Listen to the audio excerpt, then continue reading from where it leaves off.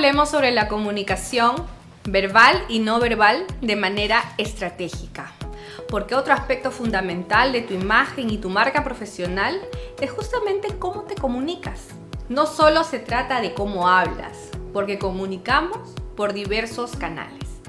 Comenzando con la comunicación verbal, es aquella donde el mensaje obviamente es verbalizado, pues se utilizan las palabras ya sea de manera oral o escrita. Mientras que la comunicación no verbal es aquella que se da sin el uso de palabras. Se utilizan más los gestos, miradas, movimientos corporales, entre otras expresiones. Estos dos tipos de comunicación se utilizan simultáneamente a la hora de transmitir un mensaje. Claro que a veces le damos más peso a uno que a otro.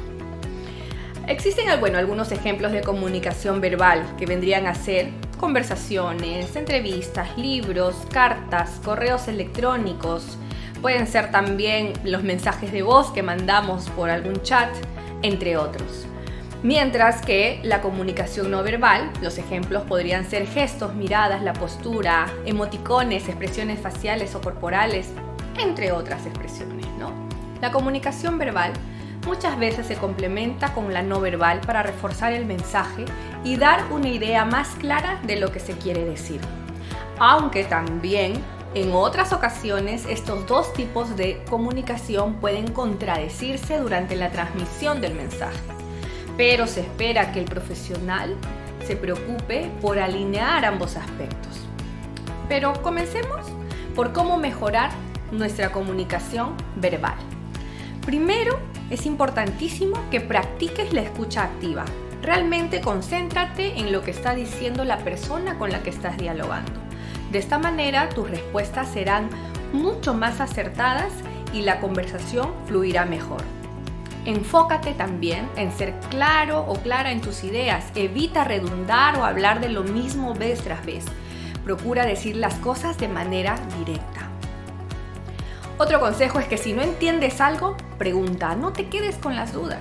Es lamentable que un diálogo se vea entorpecido por errores en este tipo de comprensión. También debes leer. La lectura ayuda muchísimo a alimentar nuestro léxico y el uso correcto de las palabras. Y obviamente también nuestra ortografía. Pero ahora quiero enfocarme en la comunicación no verbal como tal, que sigue siendo el talón de Aquiles de muchos profesionales y se dice que entre un 60 y 80% de la comunicación que se produce es no verbal. Existen muchas investigaciones sobre el impacto del lenguaje no verbal en nuestra forma de comunicación y todas concluyen en que es un apoyo fundamental para la transmisión correcta de la información que se desea compartir. ¿Y cuál viene a ser la función entonces principal de este tipo de lenguaje? En primer lugar, destacar, acompañar el mensaje verbal. En algunas ocasiones incluso reemplazar las palabras. También otra de sus funciones es mostrar las emociones que nos genera el tema o el asunto que se está tocando en el diálogo o disertación. También debe reforzar la idea presentada y repetir el mensaje. También debe llevar a crear un clima emocional. También existen ciertos tipos de lenguaje no verbal. Uno de ellos es el lenguaje kinésico, que se refiere a los movimientos o gestos que utilizamos como complemento de la expresión oral o como forma principal de comunicación, en el caso de los sordomudos. Comprende los movimientos corporales, la expresión facial, la postura, el contacto visual, los gestos. Es decir, todo aquello que es difícil ocultar porque por lo general se da de manera inconsciente.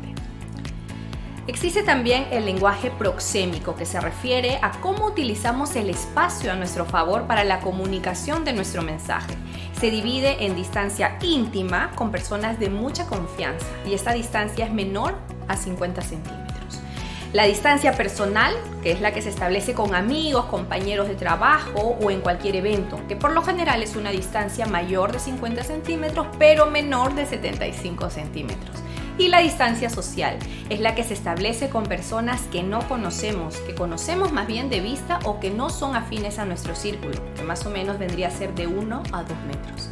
Y luego está la distancia pública, que es la que se marca en la exposición de un tema a un grupo de personas, en conferencias, discursos, que esa vendría a ser más de 2 metros.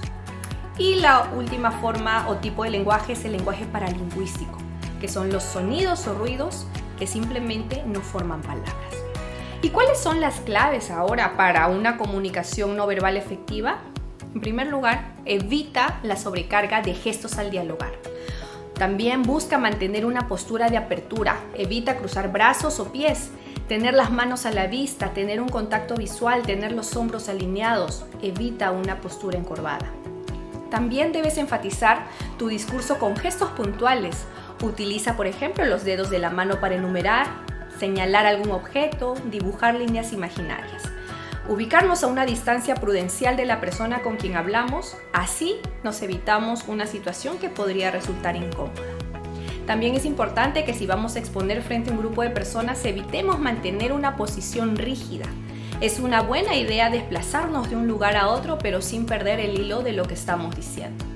Prestar atención a aquellos tics que podrían dar la imagen de nerviosismo, como por ejemplo agarrarnos el cabello o los lentes, jugar con los dedos de manera muy repetitiva. También es importante asentir cuando el interlocutor esté hablando, pero no hacerlo sin medida. Asentir 3 veces y suavemente da el mensaje de escucha activa, y más si mantenemos un contacto visual que también favorezca nuestra atención al mensaje que estamos recibiendo. Pero si debemos resumir los 3 elementos principales que aportan a la credibilidad del profesional, vendrían a ser la postura, los gestos y el tono de voz. Recordemos, mantener una postura erguida es lo ideal. No crucemos brazos ni piernas, ya que esto puede generar una idea de poca apertura a la comunicación. También es importante dejar el movimiento de las manos a la altura del torso. Y si llevamos la mano al rostro constantemente, recuerda que representa inseguridad en nuestro discurso. Cuando hablamos de gestos y microgestos, es de suma importancia especificar que deben acompañar, que son elementos que deben acompañar nuestro discurso, manteniendo una coherencia entre lo que decimos y mostramos. ¿No les ha pasado que dicen que están bien, pero su rostro los delata? La clave reside en establecer coherencia entre lo que se transmite. Nuestro rostro y nuestras otras partes del cuerpo deben ir alineados al diálogo, y esto requiere concentración. Acentuar nuestra conversación con movimientos de las manos, idealmente mostrando la palma para denotar sinceridad y transparencia. Evitar apoyar nuestro mentón en la mano mientras conversamos con alguien, ya que podemos enviar un mensaje equivocado como "me aburre lo que estás diciendo". El tono de voz también es algo vital, es el tercer elemento que te lleva o te da una imagen muy sólida como profesional. Y tiene que ver con el volumen, pero también con la entonación que le damos a nuestra conversación. Es importante hacer énfasis en frases o palabras en las que queremos hacer hincapié, pero siempre modulando la voz para evitar alzarla en demasía o, por el contrario, hablar tan despacio que se dificulte la transmisión del mensaje. Al tomar en cuenta esos aspectos, lograrás desarrollar una comunicación más efectiva, tanto a nivel verbal como no verbal. Y para acotar un último punto, se habla mucho de la sonrisa, pero vamos a dejar en claro que si la sonrisa es un arma de apertura a la comunicación, nunca está de más.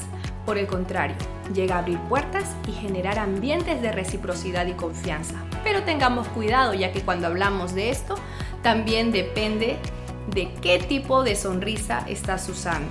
Procura siempre una sonrisa natural, es la que todos deberíamos practicar. Revela soltura y sobre todo apertura. Es esa sonrisa que invita al interlocutor a sentirse cómodo y aporta la fluidez del diálogo. Pero también existe la sonrisa de media luna, que es la que lleva a jalar un lado de los labios, que definitivamente no se recomienda porque tiende a ser una sonrisa de autosuficiencia e incluso de burla. Genera un ambiente poco agradable. Y finalmente la sonrisa de labios apretados, que denota incomodidad, poca disposición al diálogo e incluso aburrimiento. Con esta sonrisa, así sea por nervios, le estamos diciendo a nuestro interlocutor que ya no queremos hablar o estar en ese lugar. Y bueno, dentro de la comunicación no verbal también está lo que proyectamos con nuestra imagen externa. Así que ya conoces un poco más sobre estos dos aspectos. Pon en práctica los consejos impartidos y lograrás un mejor desempeño en tu forma de comunicación.